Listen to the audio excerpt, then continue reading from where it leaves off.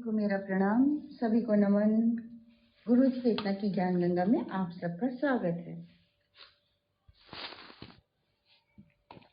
प्राणायाम के द्वारा 3 बार गहरी सांस लेकर अपने आप को खाली कर लेंगे। भाव यही होगा कि सविता की प्राण शक्ति, प्राण ऊर्जा को हम आत्मसात कर रहे हैं। 3 बार गहरी सांस लेते समय भाव यही होगा कि उस दिव्य ऊर्जा की प्राण शक्ति को हम आत्मसात कर रहे हैं। श्वास छोड़ते समय भाव होगा कि जितनी भी हमारे अंदर मलिनता, नेगेटिविटी है, वो एक काले धुएं के रूप में बाहर निकल रही है। गहरी सांस के साथ 3 बार प्राणायाम।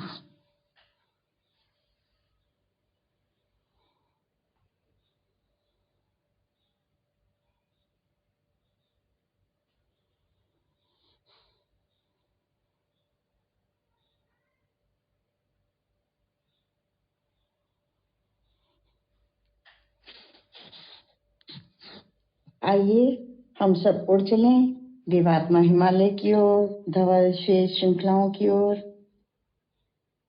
नीले आकाश में। चारों तरफ बादल, नीले आकाश की अनंतता को हम महसूस करेंगे। उस असीम शांति को अपने अंदर लेने का प्रयास करेंगे। चारों तरफ देखेंगे असीम शांति, आकाश की चारों तरफ विशालता को अनुभव करेंगे। सामने ही हम देखेंगे चांदी की तरह चमकती हुई धवल श्वेत श्रृंखलाएं दिख रही हैं हिमालय की। समस्त ऋषि सत्ताएं यहाँ पर निवास करती हैं, तप में लीन रहती हैं। रास्ते में हम पहले अपने गुरु के द्वार शांति कुंज के दर्शन करते चलेंगे। वहां पे परम पूज्य गुरुदेव, परम वंदनीय माता जी की समाधि स्थल पर नमन करेंगे। भाव के साथ उनके चरण स्पर्श करेंगे। यज्ञ अग्नि में अपनी आहुतियां देंगे और वहां हवन की सुगंधि को महसूस करेंगे। आगे बढ़ते हुए अखंड दीपक के दर्शन करेंगे। कुछ क्षण खड़े रह के भाव के साथ नमन करके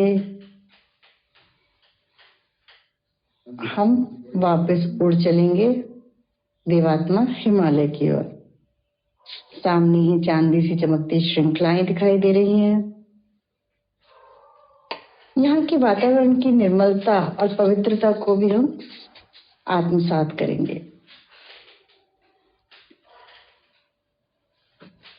हम सब आकर यहाँ बैठ गए हैं अपने ट्रेनिंग सेंटर देवात्मा हिमालय पर। चारों तरफ हरियाली, बहुत सुंदर दिव्य वातावरण, सूर्य की किरणें पहाड़ों के पीछे से, हिमालय के पीछे से निकल रही हैं और उनकी आभा से जो ये चांदी से चमकते पहाड़ भी स्वर्णिम आभा के रूप में अब हमें दिखाई देने लग पड़े हैं।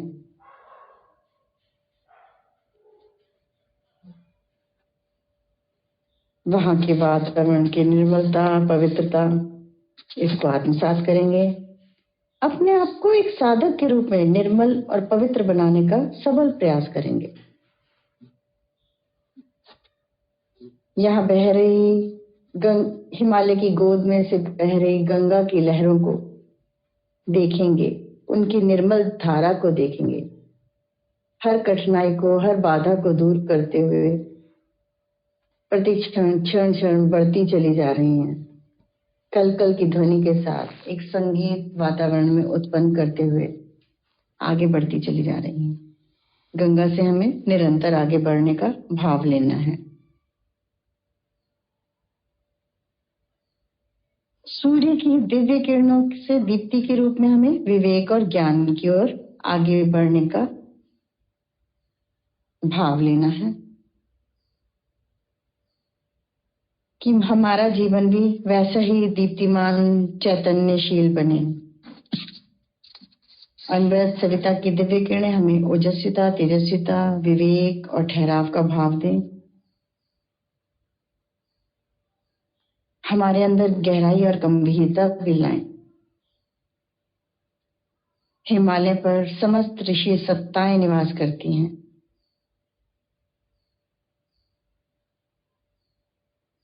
हम अपने आप को पहले से ज्यादा अलर्ट महसूस करेंगे, अवेयर महसूस करेंगे कि हम पहले से ज्यादा अवेयर हो गए हैं, और अपने आप को साधक के रूप में देखेंगे कि हम वहां बैठे हैं, उस अद्वितीय वातावरण की दिव्यता को हम अपने अंदर महसूस करेंगे। सूर्य की किरणों ने भी हम सबके चारों ओर एक घेरा बना लिया है। हम सब अब सूर्य की किरणों के बीच में बैठे हैं। उसके प्रकाश को, उसकी स्वर्णिम आभा को, उसकी ताप को, उसकी ओज को हम सब अपने अंदर महसूस कर रहे हैं। हमारे अंदर बाहर प्रकाश ही प्रकाश। जैसे जैसे प्रकाश हमारे अंदर भर रहा है, हम खाली होते जा रहे हैं। खाली इन द सेंस कि हमारे अंदर की जो भी मलिनता है वो निकलती जा रही है काले धुएं के रूप में, और प्रकाश भर रहा है। हम विचारों से खाली हो रहे हैं।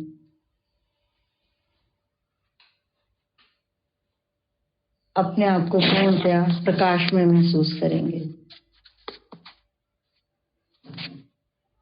सामने सूर्य के तेज में से प्रकाश पुंज के रूप में गुरुदेव माता जी भी हमें देख के खुश हो गए हैं और वो हमारी तरफ आ रहे हैं।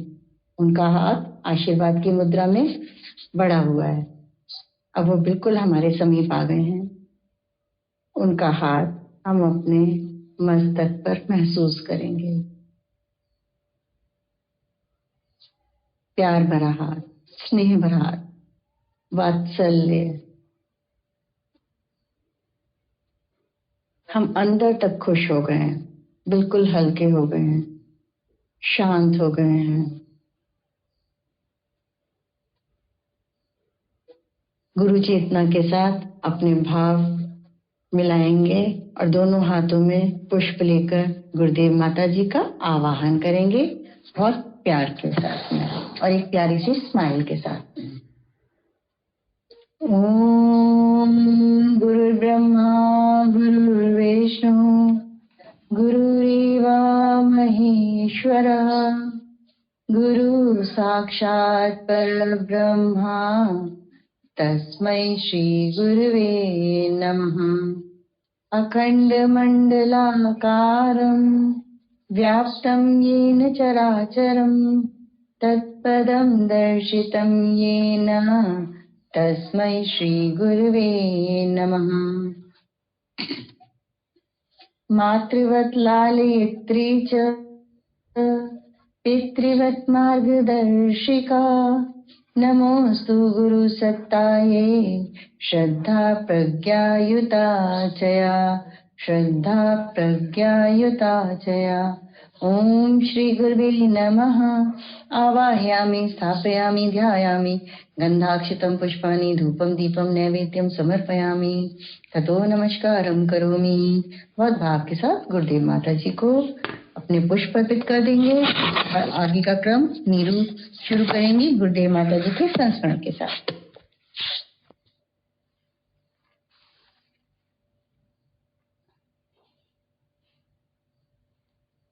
जय गुरुदेव। प्रणाम सभी को।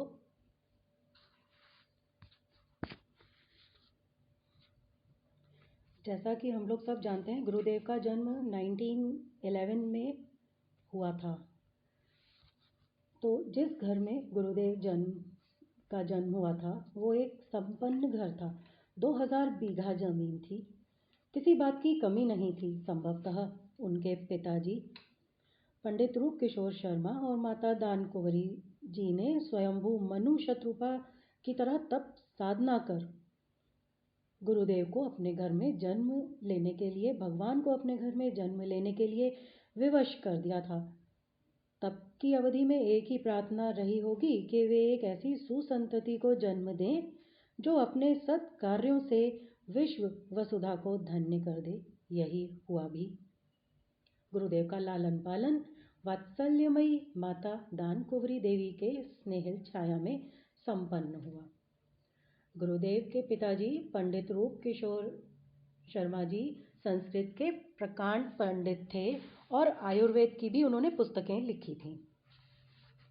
गुरुदेव के पिताजी संस्कृत के उद्भट विद्वान थे। वे महामना मदन मोहन मालवीय जी के सहपाठी थे, घनिष्ठ मित्र भी थे। उन्होंने आचार्य जी का यज्ञोपवीत संस्कार बनारस में मदन मोहन मालवीय जी से करवाया। यज्ञोपवीत संस्कार कराते समय उन्होंने कई उपदेश दिए, पर जो उन्हें सतत याद रहे वे उन्हें सच्चिंतन के लिए उद्वेलित करते रहे। मालवीय जी ने कहा था, गायत्री ब्राह्मण की कामधेनु है, वह अभीष्ट फल प्रदान करे, इसके लिए श्रद्धा, प्रज्ञा और निष्ठा का अवलंबन होना जरूरी है। बात याद तो हो गई थी, पर दो बातें समझ में नहीं आई थी। एक तो ये कि ब्राह्मण बनने के लिए क्या करना होगा, क्योंकि बताया गया था कि गायत्री ब्राह्मण की कामधेनु है।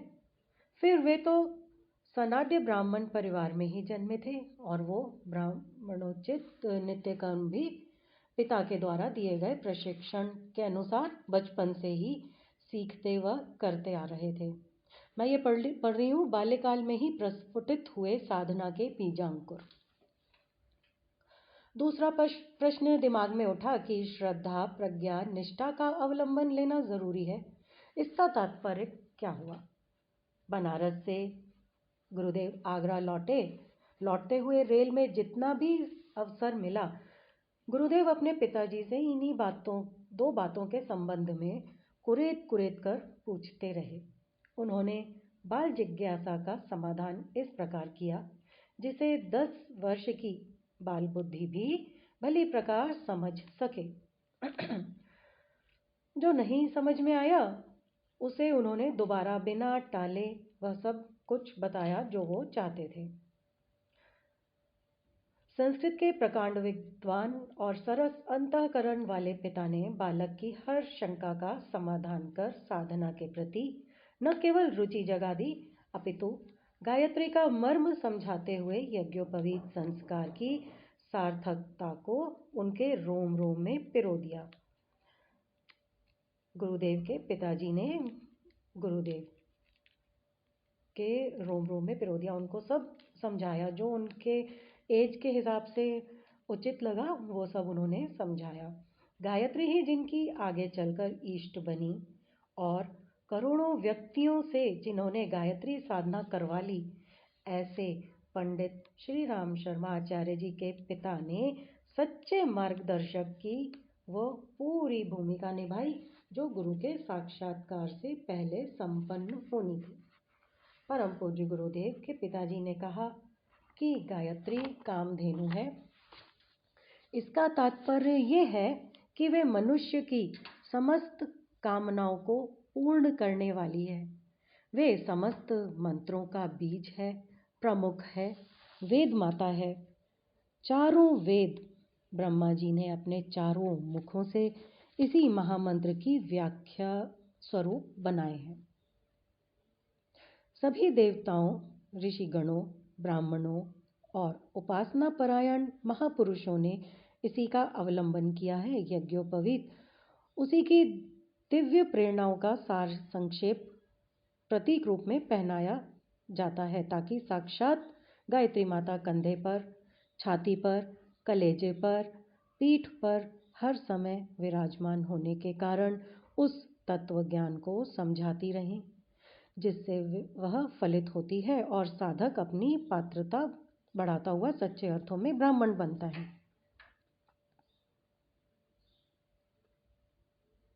सच्चे अर्थों में और झूठे अर्थों में ब्राह्मण होने के बाद गुरुदेव को पिताजी द्वारा इस प्रकार समझाई गई कि वंश परंपरा से ब्राह्मण कुल में जन्म लेने से तो वंशानुक्रम प्रभाव आता है और थोड़ी बहुत विशेषता प्रकट होती है, किंतु श्रद्धा, प्रज्ञा और निष्ठा की मनोभूमि बन जाने से किसी भी वंश में जन्मा हुआ व्यक्ति ब्राह्मण बन सकता है। इसके अभाव में वंश परंपरा मात्र मिट्टी के खिलौने जैसी रह जाती है। यहाँ ये बताना प्रासंगिक होगा कि मथुरा पहुँचने पर जब पूज्य गुरुदेव ने सन 1949 में सद्ज्ञान पुष्पमाला के अंतर्गत पुस्तकें प्रकाशित की, तो 6 आना सीरीज में एक पुस्तक थी, गायत्री ब्राह्मण की कामधेनु है। पुस्तकों को लोगों ने बाद में पढ़ी, शीर्षक पर अधिक आपत्ति उठाई कि क्या केवल ब्राह्मण ही गायत्री जप कर सकते हैं, वह मात्र उन्हीं को फलित हो सकती है। गुरुदेव ने अज्ञानग्रस्त पाठकों समुदाय का गहराई से अध्ययन कर अगले संस्करण में ब्राह्मणत्व की व्याख्या पुनः नए सिरे से की और गायत्री के लिए वंश, कुल, लिंग, गोत्र, वर्ण कुछ भी बाधक नहीं बनता। ये बात विस्तार से समझाते हुए पुस्तक का नाम ही बदल दिया, गायत्री ही कामधेनु है।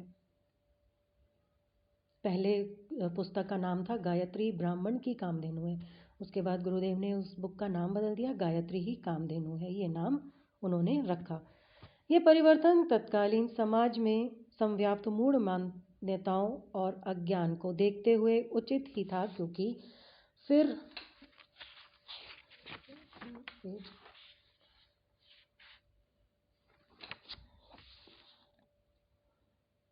यह परिवर्तन तत्कालीन समाज में संव्याप्त मूढ़ मान्यताओं और अज्ञान को देखते हुए उचित ही था, क्योंकि फिर इस पुस्तक को ढेरों व्यक्तियों ने पढ़ा। इसके 7 से भी अधिक संस्करण प्रकाशित हुए। प्रत्यक्ष कामधेनु से सिद्धियां प्राप्त होने की जिज्ञासा हर व्यक्ति के मन में होती है। इसी मनोविज्ञान के जादू ने लोगों को सम्मोहित किया। वह पुस्तक खूब बिकी। यह प्रसंग बिल्कुल अलग है कि उनमें से कितने सही अर्थों में ब्राह्मणत्व को प्राप्त कर गुरुदेव द्वारा गायत्री के तत्व दर्शन को आत्मसात कर पाए। पूज्य गुरुदेव के पिताजी ने आगे और विस्तार से समझाते हुए बनारस के वापसी के मार्ग में बताया कि गायत्री को त्रिपदा 3 चरणों वाली कहा गया है। इसी कारण में 3 व्याप्तियां भी लगी हैं। त्रिपदा के कई अर्थ हो सकते हैं, पर जो अर्थ आध्यात्म तत्व दर्शन में सही माना जाता है, उसका अभिप्राय यही है कि जीवन में श्रद्धा, प्रज्ञा, निष्ठा को बड़ी गहराई से उतारा जाए। पंडित रूप किशोर जी ने अपने जिज्ञासु पुत्र को महामना मदन मोहन मालवीय जी द्वारा बताए गए संकेतों, सूत्रों को बड़े हृदयग्राही ढंग से समझाया। पूरी रेल यात्रा में इसी प्रसंग पर चर्चा होती रही। उन्होंने कहा, श्रद्धा का अर्थ है परिपूर्ण विश्वास, ऐसा विश्वास जिसमें शंका, कुशंका, तर्क वितर्क आदि की कोई गुंजाइश न हो। प्रज्ञा का अर्थ है स्वविवेक, इतना दृढ़ जिसमें अपना संकल्प ही मूर्तिमान हो सके, किसी से पूछने की कोई गुंजाइश ही न रहे, अपने आप इतना संतुष्ट हो जाए कि मान्यता को यथार्थता के रूप में देखा जा सके। निष्ठा का अर्थ नियमित क्रिया, इतनी सुनिश्चित क्रिया कि उसे सर्वोपरि महत्व की माना जा सके। इस प्रकार प्रातःकाल उठते ही खाने पीने की इच्छा होती है, उससे भी अधिक व्याकुलता निर्धारित उपासनात्मक क्रियाकृत्यों को करने के लिए उठें और खाया पिया तब जाए जब शारीरिक नित्यकर्म करने की तरह मन की मलिनता को स्वच्छ करने के लिए, आत्मा की भूख बुझाने के लिए संकल्पित साधना कृत्य पूरा कर लिया जाए। बालक श्री राम पिता की मर्म स्पर्शी विवेचना को सुनते रहे कि मनुष्य के 3 शरीर होते हैं, कारण शरीर, सूक्ष्म शरीर, स्थूल शरीर। कारण शरीर भावनाओं का उद्गम है, यह भाव शरीर कहलाता है। भावना से ही पाषाण देवता बनते हैं, मीरा के गिरधर गोपाल, रामकृष्ण की काली, इसीलिए चमत्कार दिखा सकें कि उनके साथ साधक की श्रद्धा भावना अत्यंत घनिष्ठता पूर्वक जुड़ी हुई थी। आध्यात्म में सारा चमत्कार श्रद्धा का ही है, इसलिए महामना मालवीय जी ने कारण शरीर को बलिष्ठ बनाने का निर्देश पूज्य गुरुदेव को दिया। प्रज्ञा सूक्ष्म शरीर में रहती है। प्रज्ञा अर्थात हर बात में गहराई से प्रवेश कर समूची तर्क शक्ति को प्रयोग कर किसी निर्णय पर पहुंच जाना। जब विश्वास जम जाए, किसी अन्य को बहकाने फुसलाने का कोई प्रभाव न पड़े तो समझना चाहिए ऋतंभरा प्रज्ञा जाग पड़ी। स्थूल शरीर में निष्ठा का विकास अर्थात कार्य की नियमितता, सुव्यवस्था। शरीर का प्रत्येक अवयव इतना अभ्यस्त हो जाए कि काम को सुचारू रूप से किए बिना चैन न मिले। बिगुल बजते ही सैनिकों के ड्यूटी पर उपस्थित होने की तरह तत्परता हो। जिस कार्य में अनन्य निष्ठा होती है उसमें मन न लगने, समय न मिलने जैसी बहानेबाजी की गुंजाइश नहीं रहती। स्वयं पूज्य गुरुदेव अपनी लेखनी से अपनी इस यात्रा के जो प्रसंग लिख गए हैं उनकी ही लिपि में नीचे प्रस्तुत है। महामना मालवीय जी के सूत्रों की पिताजी ने जो व्याख्या की वो मस्तिष्क से लेकर अंतःकरण के कोने में समा गई। कई बार इस संदर्भ में और भी जिज्ञासाएं उठती रहीं और उनका भी भीतर से ही समाधान होता रहा। आध्यात्म का इतना सारगर्भित विवेचन उन्हें बाल्यकाल में ही प्राप्त हो गया। संभवतः यज्ञोपवीत संस्कार के साथ जो द्विजत्व प्राप्त होता है वह अंतर्ज्ञान के रूप में पिताजी की वाणी के माध्यम से पूज्य गुरुदेव को प्राप्त हुआ। फिर 2 वर्ष बाद गुरुदेव के पिताजी का स्वर्गवास हो गया। उनकी बराबर परीक्षा होती रही। अंततः 15 वर्ष की आयु में उनकी पथ प्रदर्शक गुरु सत्ता ढूंढती हुई गुरुदेव के पास आई। तब आचार्य श्री गायत्री तपोभूमि मथुरा में थे। बाबा वृंदावन में यमुना किनारे डेरा डाले हुए थे। ये बाबा देवराहा बाबा के बारे में है। एक दिन आचार्य श्री ने अपने प्रमुख शिष्यों से एक रमेश चंद्र शुक्ल से कहा, रमेश, मैं किसी से मिलने वृंदावन जा रहा हूँ, कुछ घंटे में लौट आऊँगा। वे रिक्शे से वृंदावन की ओर चल पड़े। गुरुदेव रिक्शे से वृंदावन की ओर चल पड़े। रमेश चंद्र गुरुदेव को भगवत रूप ही मानते थे। उनके मन में जिज्ञासा उठी कि किसी को मिलना था तो उन्हें मिलने आना चाहिए था। ऐसा कौन है जिससे मिलने गुरुदेव जा रहे हैं? कौतूहलवश उन्होंने भी एक रिक्शा किया और परम पूज्य गुरुदेव के पीछे चलते रहे। गुरुदेव बाबा के डेरे पर जा पहुंचे। बाबा स्वयं प्रवेश द्वार पर ही प्रतीक्षा कर रहे थे। शुक्ल जी ने दूर से देखा कि दोनों ने परस्पर अभिवादन किया तथा एकांत में थोड़ी देर बातें करते रहे। इसके बाद गुरुदेव पुनः रिक्शे में बैठकर वापस चल पड़े। शुक्ल जी चुपचाप दूर से ही सब कुछ देख रहे थे। शुक्ल जी का समाधान हुआ तो देवराहा बाबा से मिलने आए थे आचार्य जी। इसी बहाने हम भी आ गए, तो चलो दर्शन प्रणाम करके ही चलें। शुक्ल जी बाबा के पास पहुंचे, उनको प्रणाम किया। बाबा ने उन्हें देखा और रोष भरे स्वर में बोल पड़े, शर्म नहीं आती? गुरु का भेद लेने की कोशिश करते हो? बाबा की बात सुनकर शुक्ल जी हतप्रभ रह गए। इन्हें हमारे छिप कर आने की बात सब विदित है। हाथ जोड़कर बोले, शुक्ल जी, बाबा, भेद लेने का मन नहीं था। एक सहज जिज्ञासा जरूर मन में उठी थी कि देखें गुरुदेव किन से मिलने जा रहे हैं। कोई भूल हो गई हो तो हमें क्षमा करें। बाबा थोड़ी देर शांत हुए, फिर बोले, तेरे ऊपर उनका विशेष स्नेह है, इसलिए मैं तुझे माफ करता हूँ। बेटा, तू नहीं समझता कि वो क्या है। फिर कहा, मेरा मन इनके दर्शन के लिए व्याकुल हो रहा था। यदि मैं इनसे मिलने जाता तो सारे शहर में हल्ला हो जाता, इनकी योजना में विघ्न पड़ता। इसलिए मैंने मन ही मन गुरुदेव से प्रार्थना की, तो मैं पहुंच नहीं सकता, आप ही कृपा करके दर्शन दे जाएं। तो गुरुदेव ने मेरा मन रख लिया और वो स्वयं ही दर्शन देने आ गए देवराहा बाबा को। वो तो मेरे हृदय में बसते हैं। देवराहा बाबा से जब कोई युग निर्माण कार्यकर्ता मिलता तो वो बहुत प्रसन्न होते थे और सभी को बोलते थे कि आचार्य जी तो मेरे हृदय में बसते हैं। कार्यकर्ता मन ही मन जो इच्छा लेकर जाते उसे वे बिना पूछे ही पूरी कर देते। एक कार्यकर्ता ने पूछा, कृपया आचार्य श्री के बारे में कुछ बताएं। तो बाबा हंसकर बोले, उनके पास से तो तुम आए हो, उनके बारे में तुम बताओ, मैं क्या बताऊंगा, वो तो मेरे हृदय में बसते हैं। देवराहा बाबा के मत में आचार्य श्री सहस्रार सिद्ध योगी या युग अवतार थे। इस तरह के अवतार ज्ञात इतिहास में केवल 2 बार हुए हैं, एक भगवान बुद्ध और दूसरे आदि शंकराचार्य। यह भी एक अद्भुत संयोग है कि बुद्ध और आदि शंकर के अवतरण में 1200 साल का अंतर है।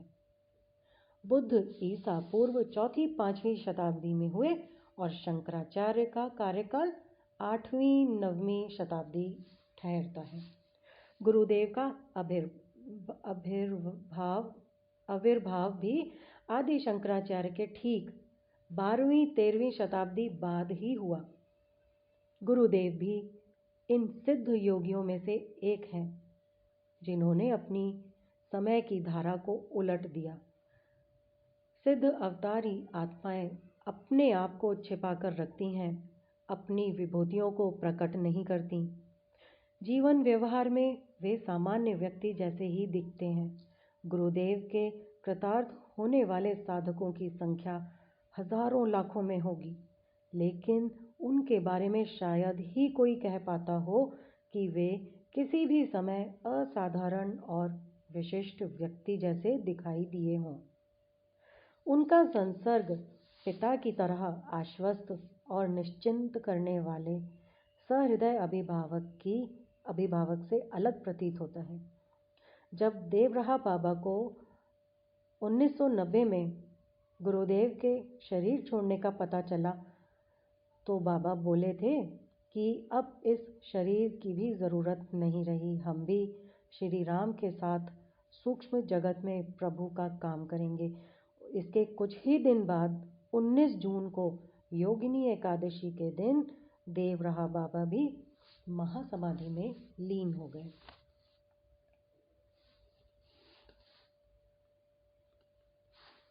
हिमालयवासी गुरु सत्ता से साक्षात्कार। परम पूज्य गुरुदेव के बाल्यकाल में ही 15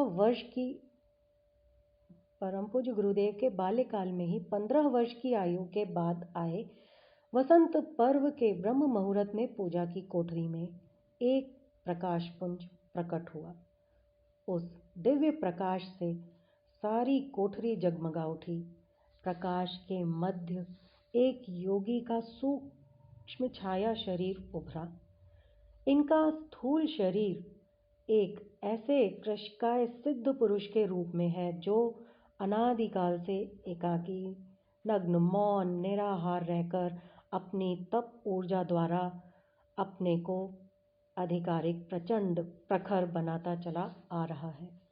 एक दिगंबर देहधारी हिम राशि के मध्य खड़ी दुर्बल काया, यह तो स्थूल रूप में उपलब्ध उनका एकमात्र चित्र है, जो गुरुदेव की पहली हिमालय यात्रा के समय उनके आग्रह पर स्वयं स्वामी सर्वेश्वरानंद जी ने उनके समक्ष प्रस्तुत किया था। यह चित्र गायत्री परिवार में दृश्य प्रतीक के रूप में आज भी उपलब्ध है। जो देव स्थापना वाले चित्र में हम लोग देखते हैं, छोटा सा एक पीछे फोटो होता है, वो दादा गुरुदेव का। वो भी गुरुदेव ने रिक्वेस्ट की तो उन्होंने अपना उतना शरीर दिखाया। किंतु इससे भी अधिक महत्वपूर्ण, सारे का चेक करना जरा, पूर्णिमा का मिक्स कर दो।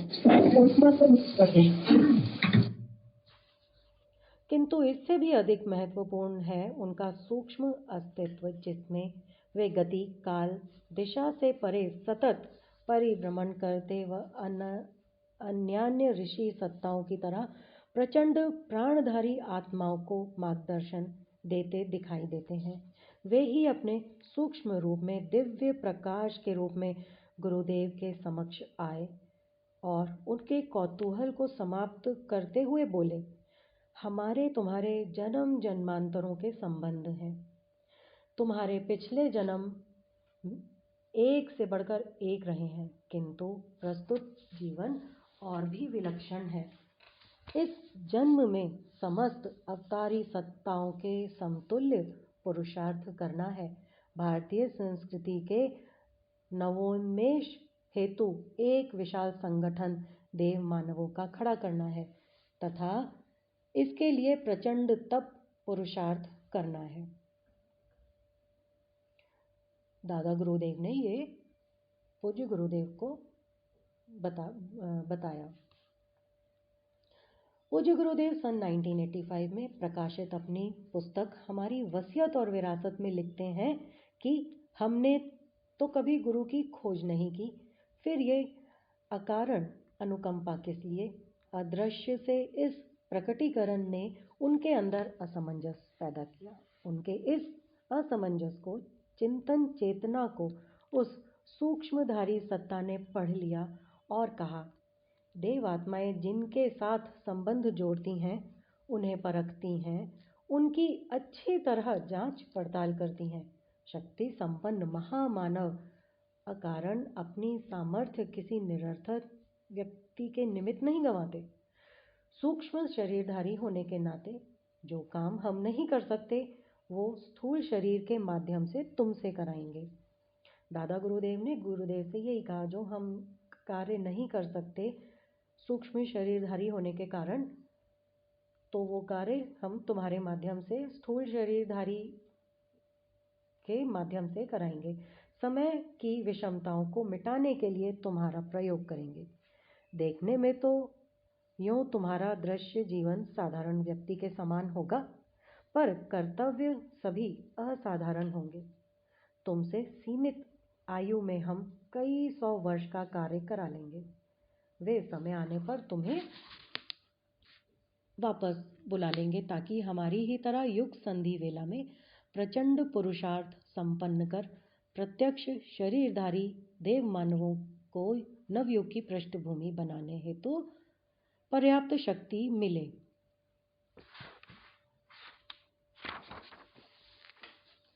अपनी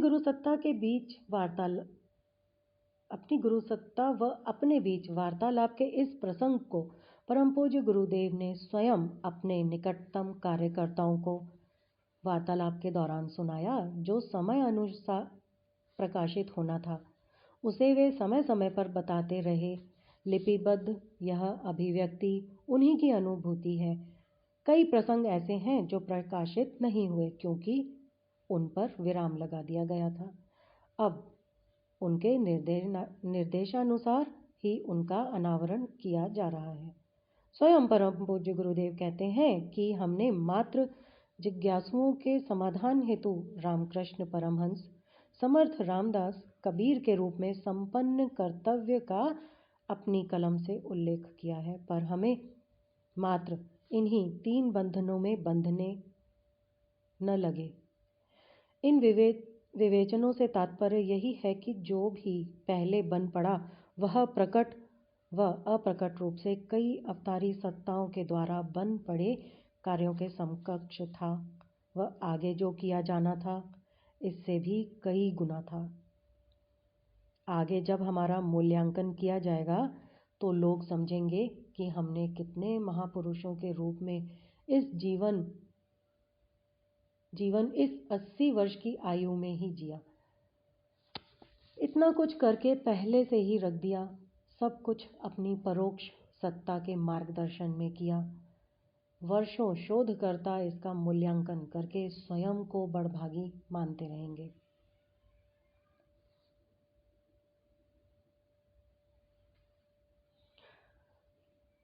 महान मार्गदर्शक सत्ता का पहला आदेश था 24 लाख के 24 गायत्री महापुरस्चरण अगले दिनों संपन्न करना।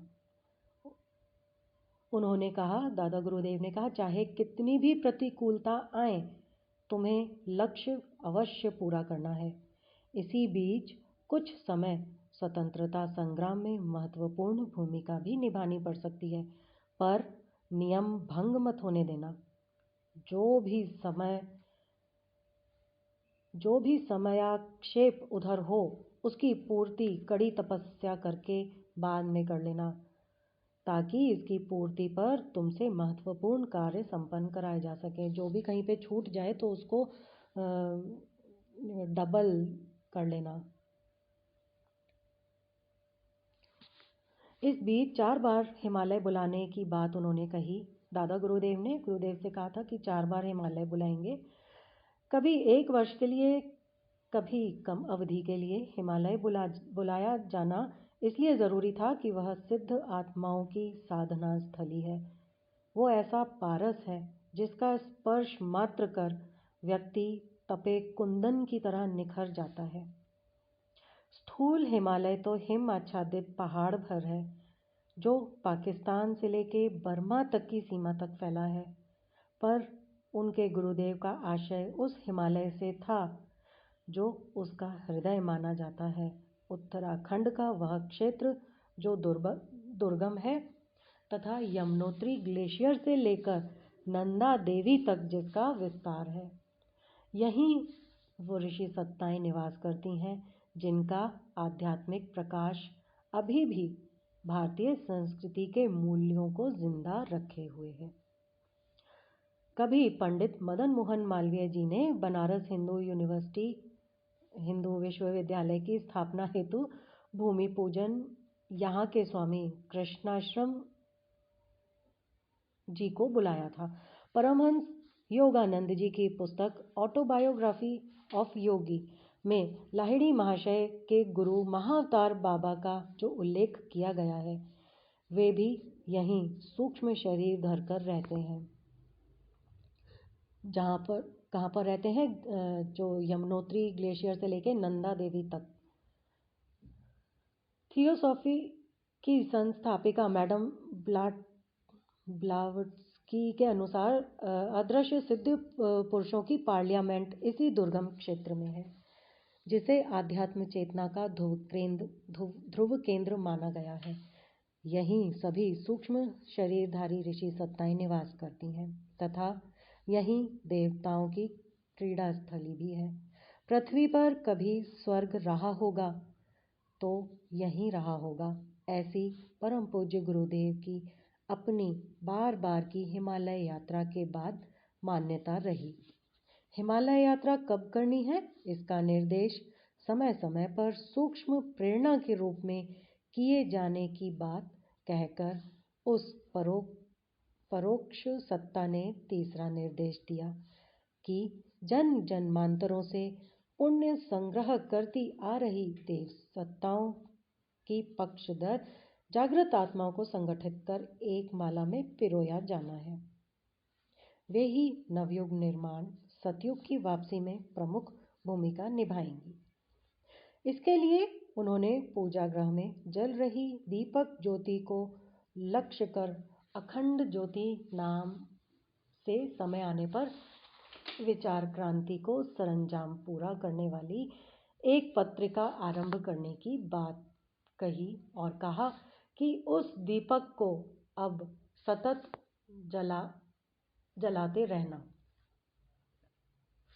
इसके प्रकाश से तुम्हें प्रेरणा मिलती रहेगी, जिसके माध्यम से अगले दिनों आध्यात्म तंत्र का परिष्कार, नवयुग का सूत्रपात होना है। अखंड दीपक ही समय समय पर परोक्ष जगत से आने वाले दैवीय मार्गदर्शन को तुम तक पहुंचाएगा। अतः जहाँ भी रहो इसे अपने पास पूजा गृह में रखना। इसका दर्शन मात्र लोगों का कल्याण करेगा। अखंड दीपक जो हम लोग शांति कुंज में देखते हैं, ये उस अखंड दीपक की बात हो रही है। चौथा मार्गदर्शन तथा 24 लक्ष्य का 24 महापुरुष चिन्हों की समाप्ति पर एक विशाल सहस्त्र कुंडी महायज्ञ आयोजित करना, ताकि दैवी सत्ता का अंशधारी आत्माएं एक स्थान पर एकत्र हो सकें। इन्हीं में से गायत्री परिवार रूप संगठन का बीजांकुर उभरने और कालांतर में वृक्ष का रूप लेने की बात भी दादा गुरुदेव बताकर गए। और दादा गुरुदेव ये भी कहकर गए, समय समय पर वो बताते रहेंगे कि उन्हें कौन सा कदम उठाना है, कब कहाँ स्थान परिवर्तन करना है, क्या कार्यक्रम कहाँ से आरंभ करना है। वे तो मात्र एक समर्पित शिष्य की तरह अपना कर्तव्य निभाते रहें। शक्ति उन्हें सतत उनके द्वारा प्राप्त होती रहेगी। दिव्य प्रकाशधारी सत्ता ने निर्देश दिया कि जो आत्मबल का उपार्जन अगले दिनों होगा, उसके नियोजन प्रतिकूलताओं से जूझने, नव सृजन का आधार खड़ा करने तथा देवताओं की, ऋषियों की प्राण शक्ति का अंश लेकर जन्मी जागृत आत्माओं का एक परिवार खड़ा करने के निमित्त करना है। उनका मुख्य निर्देश था कि प्रस्तुत वेला परिवर्तन की है, इसमें अगणित अभावों की एक साथ पूर्ति करनी है, साथ ही एक साथ चढ़ दौड़ी अनेक विपत्तियों से जूझना है। इसके द्वारा एक व्यापक स्तर पर ऋषि सत्ताओं द्वारा जो मोर्चाबंदी पहले की जाती रही, उसकी झलक झांकी भी तुमको दिखाएंगे तथा तुम्हें किस प्रकार ये सब करना है, यह भी हम सतत बताते रहेंगे। आगे दादा गुरुदेव ने बताया, हम लोगों की तरह तुम्हें भी सूक्ष्म शरीर के माध्यम से अति महत्वपूर्ण कार्य करने होंगे। इसके लिए पूर्वाभ्यास हिमालय यात्रा द्वारा संपन्न होगा। संभवतः गुरुदेव के सूक्ष्म शरीरधारी मार्गदर्शक ने यही उचित समझा कि अपने सुयोग्य शिष्य से उनके उपासना गृह में साक्षात्कार कर उनके अंदर छिपे महामानव का अवतारी सत्ता का उनसे परिचय करा दिया जाए, ताकि भविष्य में जो किया जाना है उसका पूरा खाका उनके दिमाग में बैठ सके। समस्त मानव जाति का विश्व का कल्याण उन्हें किस प्रयोजन में दिखा, उसे पूरा करने के लिए प्रकाश पुंज के रूप में आए। वह तप साधना का आदर्श ही नहीं, अटूट विश्वास और प्रचंड साहस पर्याप्त मनोबल देकर चले गए। दिव्य सत्ताओं का प्यार अनुदान भी विचित्र होता है। वसंत पंचमी के उस ब्रह्म मुहूर्त में परम पूज्य गुरुदेव ने अपना तप आत्मबल शिष्य पर उंडेल कर उसकी चेतना को झकझोर दिया, आत्मबोध कराया और शिष्य ने अपना आपा अस्तित्व ही उन्हें समर्पित कर दिया। समर्पण में स्वयं की इच्छा कैसी, जो मार्गदर्शक की इच्छा वही अपनी इच्छा। तर्क की वहां कोई गुंजाइश ही नहीं। कठपुतली तो बाजीगर के इशारे पर नाचती है। पोली बंसी कृष्ण के मुंह से लगी है, वह अलापती चली गई तो तान छेड़ी गई। यह समर्पण ही गुरुदेव को वह सारी शक्ति सामर्थ्य दे गया, जिसकी परिणति आज इतने बड़े युगांतकारी मिशन संगठन और विश्वव्यापी समुदाय के रूप में दिखाई देती है। धन्य है वह गुरु, धन्य है ऐसा शिष्य।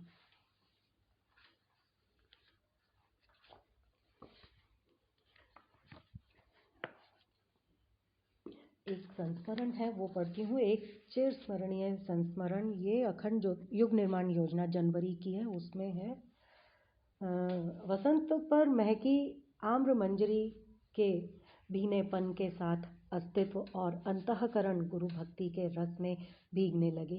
पूज्य वर्य के एक अंतरंग शिष्य ने प्रारंभिक दिनों में, जबकि परम पूज्य गुरुदेव कि शिव चेतना ने हृदय को छुआ ही था, उनके बारे में और अधिक जानने की आकुलता उमड़ पड़ी। कौन है हमारे गुरुदेव? क्या है इनका आध्यात्मिक और तात्विक स्वरूप? उनके मन की गहरी परतों को कुरेदते इन सवालों के साथ अनायास ही उस दिन गुरुदेव के सानिध्य का सुयोग बन पड़ा। शिवरात्रि का दिन था। उनके हृदय प्रयाग में गुरु भक्ति और शिव भक्ति का सुमनोहर संगम हो रहा था। तुलसी के वचन, वंदे बोधमयम नित्यम गुरुम शंकर रूपिणम, वंदना करता हूँ श्री गुरु की, जो नित्य ज्ञानमय और शिव स्वरूप हैं, उन्हें बहुत याद आ रहे हैं। भक्ति कंपित हृदय से उन्हें निहारा तो निहारता ही रह गया। खादी के सामान्य वस्त्रों में धोती कुर्ता पहने प्रभु बड़े मनोहर लग रहे थे। उनका गौरवर्णीय मुख, तेजस्वी नेत्र, तप की प्रभा से प्रदीप्त मस्तक बस जैसे अलौकिकता और आध्यात्मिकता स्वयं साकार हो रही। मन व्याकुल था कि सवालों के उत्तर जानने के लिए, पर अंतस की इस अभिव्यक्ति के लिए साहस नहीं था। बस मौन स्वर ही स्वरित हो पाए, मुखर हो कुछ कहा नहीं गया। हाँ, इतना अवश्य हुआ कि लौटते समय पूज्यवर को जब प्रणाम किया तब पूज्यवर मुस्कुराए। उनकी ये मुस्कान एक विशेष अर्थ लिए हुए थी, पर क्या अर्थ था यह उन क्षणों में सूझ नहीं पड़ा। सीढ़ियों से नीचे उतरकर वापस आना हुआ तो एक कार्यकर्ता उनसे मिले। वे अब नहीं हैं। उनका नाम श्यामलाल यादव। वो तब प्रज्ञा भवन के एक कक्ष में स्टोर संभालते थे। शांति कुंज में आने वाले शिविरार्थियों के लिए रजाई, गद्दा, लोटा, बाल्टी आदि देने की व्यवस्था उन्हीं की जिम्मेदारी थी। अनुशासन के कुछ अधिक ही हिमायती होने के कारण इनका व्यवहार कभी कभी किंचित रूखा हो जाया करता था, परंतु अंतःकरण में गुरु भक्ति की सरसता सदा प्रवाहित रहती थी। उस दिन सीढ़ियों से उतरते हुए अनायास ही उन्होंने रोक लिया और बोले, आपसे बात करने का मन है। श्यामलाल यादव जी, वो बोले। हमारे अपने मन में तो पहले ही गुरुदेव के बारे में कुछ अधिक जानने की उमंग थी। सोचा चलो इन्हीं के साथ ही सही।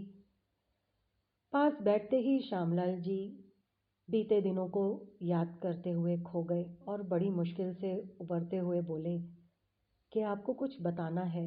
वे शांति कुंज के प्रारंभिक दिन और तब मैं शिविर में आया था। मेरे साथ एक गुजराती सज्जन थे, उनका नाम था मगन भाई। हम दोनों जब भी बैठते गुरुदेव के अलौकिक जीवन की चर्चा होती रहती, परंतु न जाने क्यों मगन भाई में हिमालय के किसी सिद्ध पुरुष से मिलने की भारी लालसा रहती थी, जबकि मेरा मन कहता कि परम पूज्य गुरुदेव से मिल लिए तो अपने आप में ही सबसे मिलना हो गया। लेकिन मदन भाई मेरे इस विचार से अधिक सहमत नहीं थे। मगन भाई का कहना था कि गुरुदेव परम समर्थ हैं, वे कृपा करें तो हिमालय की ऋषि सत्ताओं से मिला जा सकता है। ऐसा हो जाए तो हमारी आध्यात्मिक अनुभूति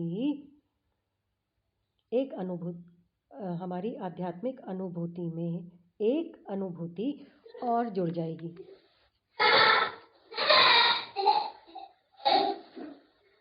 मगन भाई में यह आकुलता इतनी अधिक थी कि वे प्रातः वेला गुरुदेव से मिलने के लिए गए। उन्होंने हठात यह अपनी बात गुरुदेव से कह डाली। जिद की। बाल सुलभ ढंग से उन्होंने परम पूज्य गुरुदेव से थोड़ा जिद करते हुए कहा, गुरुजी, हमें हिमालय की किसी ऋषि सत्ता से हमें मिलना है। उनकी इस बात पर गुरुदेव ने किंचित हंसते हुए कहा, बेटा, आंखें हो तो हिमालय की दिव्यता की झांकी शांति कुंज में भी पाई जा सकती है। और वहाँ की ऋषि सत्ताओं से यहाँ भी मिला जा सकता है। परंतु हठीले मदन भाई भला कहाँ मानने वाले थे। वो तो बस जिद करके बैठ गए। उनकी इस जिद पर गुरुदेव मुस्कुराते हुए बोले, अच्छा ठीक है, तुम कल ऋषिकेश चले जाना।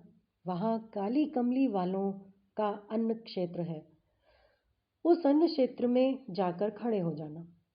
वहाँ भिक्षा लेने वालों की पंक्ति में सबसे पीछे साधु लगे होंगे। बस तुम जाकर उनसे मिल लेना, तुम्हारी चाहत पूरी हो जाएगी। पर उन साधु को हम पहचानेंगे कैसे? ये सवाल पर गुरुदेव बोले। मदन भाई ने पूछा कि हम उस साधु को कैसे पहचानेंगे? तो इस सवाल पर परम पूज्य गुरुदेव बोले, उसकी चिंता तुम मत करो, तुम बस वहाँ पर जाओ, बाकी सब अपने आप हो जाएगा। गुरुदेव के इस आश्वासन ने मगन भाई को उत्साह से भर दिया।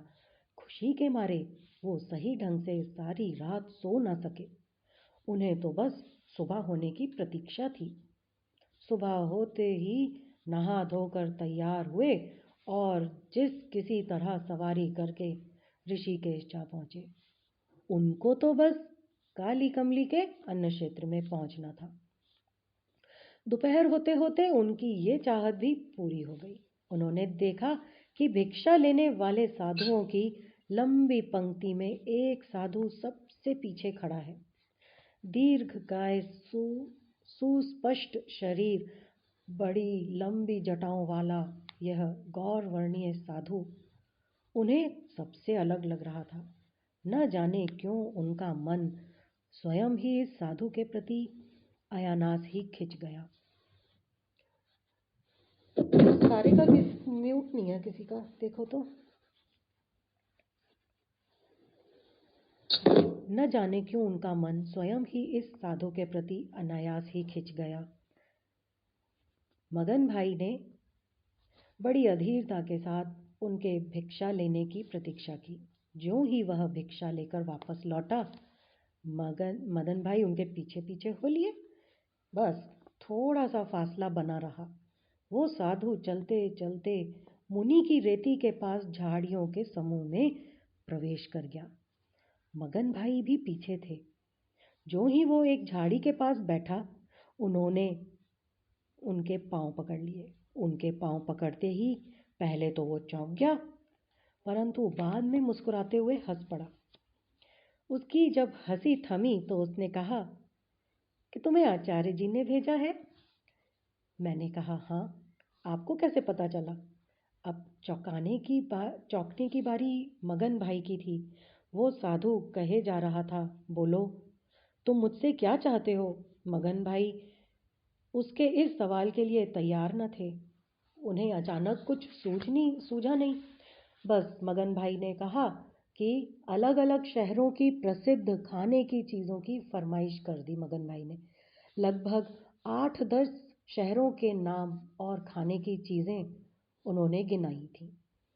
सबसे बड़ा अचरज तो उन्हें तब हुआ जब उनके बात खत्म करने से पहले ही उस साधु ने एक झाड़ी की ओर इशारा करते हुए कहा, जाओ, तुम्हारी सभी चीज़ें उधर रखी हैं, उन्हें उठा लो। वाकई ये सच था। 8-10 अलग अलग शहरों की अलग अलग खाने की प्रसिद्ध चीज़ें वहाँ रखी थीं। मगन भाई इस चमत्कार से हैरान थे। उन्हें और भी हैरानी में डालते हुए साधु ने कहा, तुम भटको मत, ऐसे काम तो कोई बाजीगर भी कर सकता है। पहचानो अपने गुरु को। वह दिव्य सत्ता हैं जिन्हें जानने के लिए लोग हिमालय जाते हैं और ऋषि बनते हैं। उन्हें अनुभव करो। ऐसा कहते हुए उस साधु ने मगन भाई के सर पर हाथ रखा। ऐसा करते ही मगन भाई किन्हीं दिव्य अनुभूतियों में खो गए। उन्होंने इस अवस्था में भगवान शिव और माता पार्वती का साक्षात्कार किया। उन्होंने अनुभव किया कि यही दिव्य दंपत्ति उनके परम पूज्य गुरुदेव और वंदनीय माताजी हैं।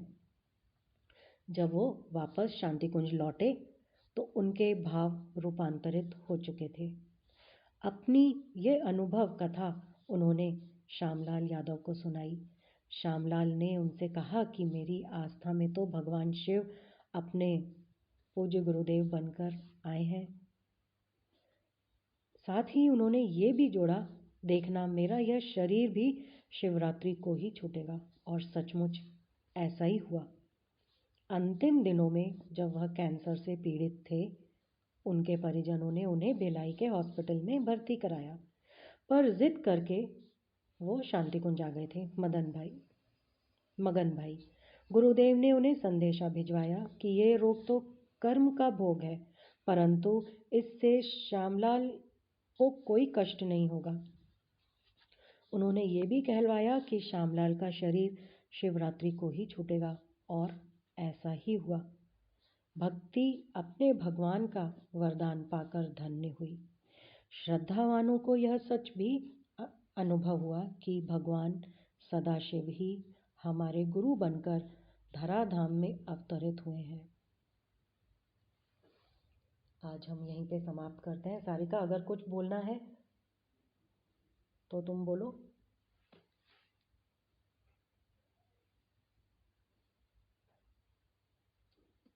नीरू, वो कफन की वजह से मैं बोल नहीं पाऊंगी। सभी को प्रणाम ज्यादा। लेकिन बहुत अद्भुत, बहुत ही अद्भुत लग रहा है सुनने में।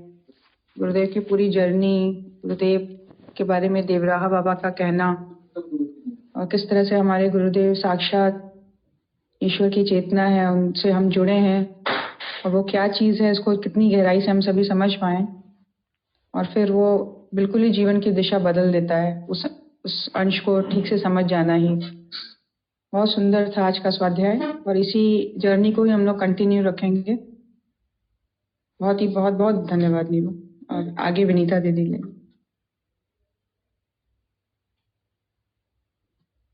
बहुत सुंदर नीरू।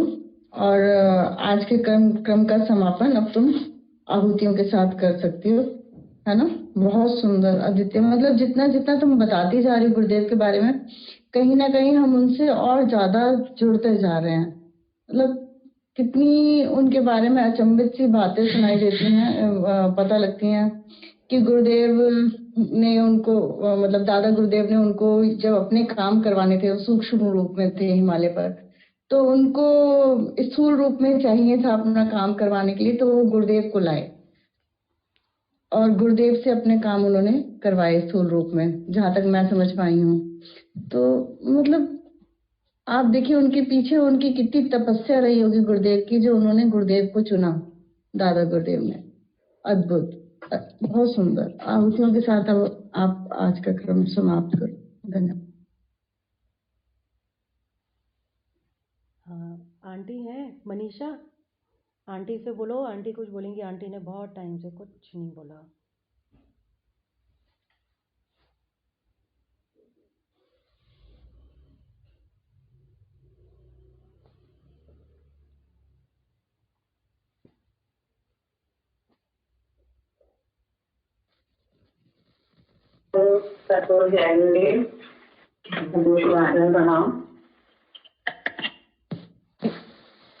इतना अच्छा संस लगातार जो सुनने को मिल रहा है, एकदम दिव्य अनुभूतियां हो रही हैं अंदर ही अंदर। बहुत मतलब आनंद छा रहा है जैसे जैसे सुनते हैं। और मैं ये समझती हूँ नीरू कि जो हमारे गुरुदेव हैं इस धरती पर जो आए, तो इस धरती पे जो लोगों का भगवान से विश्वास उठ गया था, अनास्था का भाव आ गया था, तो उन्होंने एक मतलब दृढ़ संकल्प शिष्य के रूप में कैसे अपने गुरु को समर्पित किया जाता है, वो मतलब प्रभु ने ये सबको एक लीला सिखाई और स्वयं एक शिष्य का रूप धारण किया। माता जी ने अपने आप को स्वयं गुरुदेव का शिष्य कहा। गुरुदेव माता जी को महाशक्ति कहते थे और कहते थे कि हमारी पूर्ण शक्ति हैं, इन्हीं से हम सब काम करवाते हैं। तो इसीलिए ये जो ऊपर की मोटी बातें हैं, ये हम इनका गहराई से हम इनको बहुत गुरु कृपा से ही समझ पाएंगे। ऐसा नहीं है कि हम इनको स्थूल रूप में, एक शिष्य रूप में और गुरु का चयन, ऐसा हमने मान में। मैं ये सोचती हूँ कि वो स्वयं वो परमात्मा चेतना ने इस शरीर के अंदर ही को धारण किया है और इस शरीर में ही विराजमान हो गए और वो परमात्मा को ये शरीर सर्वश्रेष्ठ था उनके लिए और कई जन्मों का ये तप तपश्चर्या का शरीर था। तो इसीलिए गुरुदेव हमारे स्वयं प्रभु के रूप में, परमात्मा चेतना के रूप में यहाँ धरती पे का गुण सिखाया कि थोड़ा बहुत भी हम उनकी तरह, अगर थोड़ा भी उनकी बात को हम लेके अपने जीवन में उतार लें, छोटा सा भी एक संकल्प अपने अंदर ले लें, संकल्पित हो जाएं, तो हम गुरु की कृपा आसानी से सहज रूप में प्राप्त कर सकते हैं। किसी तरह चरणों को देखे, गुरु के ही वाक्य को सुनना है। बस 2 ही बात हमें मतलब गुरुदेव सिखा रहे हैं कि जो कहा बस ये चीज है, और बाकी अनुभूतियां तो सभी को अभी हो ही रही हैं, बहुत दिव्य अनुभूतियां हैं। और जैसे जैसे पढ़ रही हो नीरू, तो इतना आनंद, इतना सुंदर झरना बह रहा है भक्ति का, और ये रस इतना लगता है कि मैं इसको क्या बताऊं, कि सुनती जाऊं। ऐसे तो किताब पढ़ती हूँ तो वो रस नहीं आता, पता नहीं। इस वक्त ये महासत्संग चल रहा है, इसमें तुम्हारी जो वाणी है इतनी दिव्य लगती है, बहुत अच्छा लगता है। बहुत बहुत धन्यवाद सबको, बहुत सुखी रहो, सभी खुश रहो। जय गुरुदेव, जय माता जी। आंटी पता नहीं, वो तो मैं तो कभी ऐसे रीड समझ में नहीं आता, रीड कर ले रही हूँ, और आवाज़ पता नहीं कैसी लगती है सबको। चलिए हम लोग गुरुदेव माता जी के चरणों में साष्टांग नमन करते हैं। सभी को गुरुदेव माता जी का स्नेह भरा आशीर्वाद और प्यार सदैव मिलता रहे। ओम नमो स्वनंताय सहस्रमूर्तये सहस्रपादाक्षिशिरो रुबाहवे सहस्रनाम्ने पुरुषाय शाश्वते सहस्रकोटि युगधारिणे नमः सहस्रकोटि युगधारिणे नमः। शत शत नमन गुरुदेव माता जी के चरणों में गुरु सत्ता को प्रणाम करते हुए आइए गायत्री मंत्र और महामृत्युंजय मंत्र द्वारा 5-5 मंत्राहुति। सबसे पहले गायत्री मंत्र की 5 मंत्राहुति सभी के सद्बुद्धि की प्रार्थना करते हुए, सभी के उज्जवल भविष्य की प्रार्थना करते हुए, सभी की आध्यात्मिक उन्नति के लिए प्रार्थना करते हुए गायत्री मंत्र द्वारा 5 मंत्राहुति। ओम भूर्भुवः स्वः तत्सवितुर्वरेण्यं भर्गो देवस्य धीमहि धियो यो नः प्रचोदयात् स्वाहा। इदं गायत्र्यै इदं न मम। ओम भूर्भुवः स्वः तत्सवितुर्वरेण्यं भर्गो देवस्य धीमहि धियो यो नः प्रचोदयात् स्वाहा। इदं गायत्र्यै इदं न मम। ओम भूर्भुवः स्वः तत्सवितुर्वरेण्यं भर्गो देवस्य धीमहि धियो यो नः प्रचोदयात् स्वाहा। इदं गायत्र्यै इदं न मम। ओम भूर्भुवः स्वः तत्सवितुर्वरेण्यं भर्गो देवस्य धीमहि धियो यो नः प्रचोदयात् स्वाहा। इदं गायत्र्यै इदं न मम। ओम भूर्भुवः स्वः तत्सवितुर्वरेण्यं भर्गो देवस्य धीमहि धियो यो नः प्रचोदयात् स्वाहा। इदं गायत्र्यै इदं न मम। महामृत्युंजय मंत्र द्वारा 5 मंत्राहुति सभी के उत्तम स्वास्थ्य और दीर्घ जीवन की कामना करते हुए, सभी के मंगलमय जीवन के लिए। ओम त्र्यंबकं यजामहे सुगंधिं पुष्टिवर्धनम् उर्वारुकमिव बन्धनान् मृत्योर्मुक्षीयमामृतात् स्वाहा। इदं महामृत्युंजयाय इदं न मम। ॐ त्र्यम्बकं यजामहे सुगन्धिं पुष्टिवर्धनम् उर्वारुकमिव बन्धनान् मृत्योर्मुक्षीयमामृतात् स्वाहा। इदं महामृत्युञ्जयाय इदं न मम।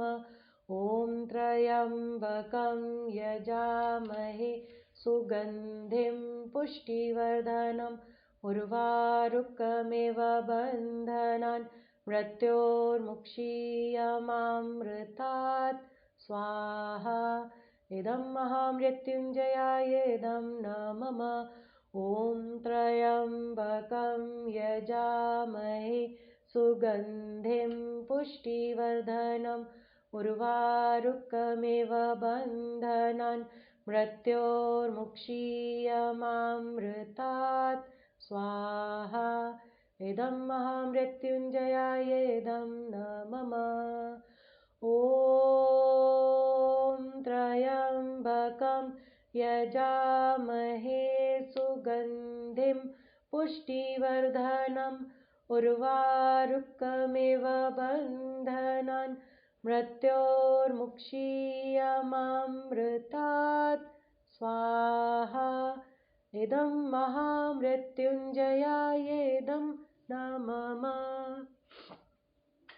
सर्वत्र शांति ही शांति व्याप्त हो, सभी का जीवन मंगलमय हो, सभी खुश रहें। आइए शांति पाठ करते हैं। ॐ द्यौ शान्ति अन्तरिक्षं शान्तिः पृथिवी शान्तिरापः शान्ति औषधयः शान्तिः वनस्पतयः शान्तिर्विश्वे देवा शान्ति ब्रह्म शान्तिः सर्वगं शान्तिः शान्तिरेव शान्तिः सामा शान्तिरेधि। ॐ शान्तिः शान्तिः शान्तिः। सर्वारिष्टसुशान्तिर्भवतु। प्रणाम। जय गुरुदेव सभी को। हम लोग कल फिर मिलेंगे 11 बजे। तब तक अपना सब ध्यान रखिए।